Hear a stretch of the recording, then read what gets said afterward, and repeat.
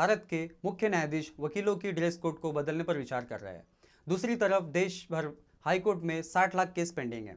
तीसरी तरफ पूरे देश में जिला स्तर और उनसे निचली अदालतों में करीब 4.5 करोड़ मामले लंबित है। यह और एक रिपोर्ट सामने आई है जिससे आप सोचने पर मजबूर हो जाएंगे। देश में हाईकोर्ट में पिछले 5 वर्षों में 537 जजों की नियुक्ति हुई है। उनमें से 79% अर्थात करीब 424 जज यह ऊंची जाति से ताल्लुक रखते हैं। जी हाँ, 79% अर्थात 424%। यह सरकारी आंकड़ा है। साथियों, मैं आलम और आप देख रहे हैं MNT खास खबर। हाल ही में केंद्र सरकार के कानून मंत्रालय ने सुशील मोदी की अध्यक्षता वाली कानून और न्याय पर संसदीय स्थायी समिति के सामने एक प्रेजेंटेशन किया, जिसमें जो जानकारी दी गई है यह वाकई गंभीर है।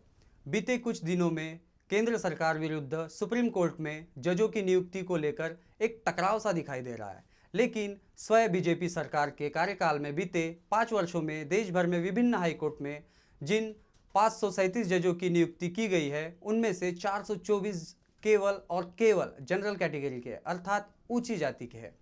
जहां तक OBC का सवाल है, 537 जजों में से मात्र 57 जज OBC वर्ग से नियुक्त हुए हैं।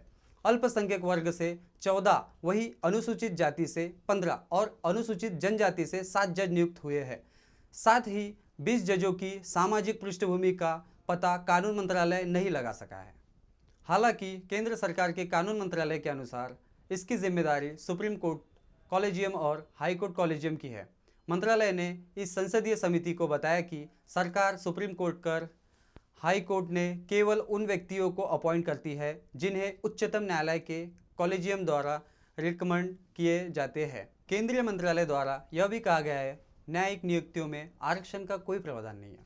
इसीलिए उच्च न्यायालयों के मुख्य न्यायाधीशों और भारत के मुख्य न्यायाधीशों से सामाजिक विविधता सुनिश्चित करने के लिए हशियों के समाज से योग्य उम्मीदवारों पर विचार करने का अनुरोध किया गया है। भले ही केंद्र सरकार यह जिम्मेदारी सुप्रीम कोर्ट और हाई कोर्ट पर डाल रही होगी, लेकिन बीजेपी सरकार ने पिछले 5 वर्षों में जिन नियुक्ति को मंजूरी दी है, उनमें से 79% ऊंची जाति के लोग कैसे हैं?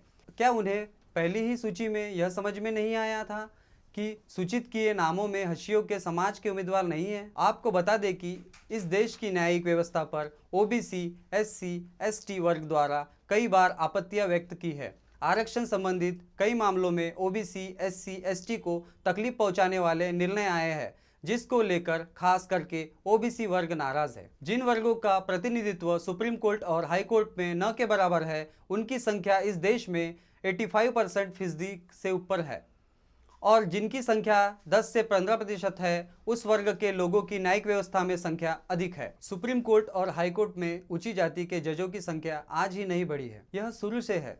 साथियों, जाते जाते आपको यह भी बता दें कि अभी इस प्रकार की भी खबरें आ रही है कि सुप्रीम कोर्ट और कई हाई कोर्ट में पिछले 70 वर्षों से लंबित मामलों की जानकारी बाहर आ रही है।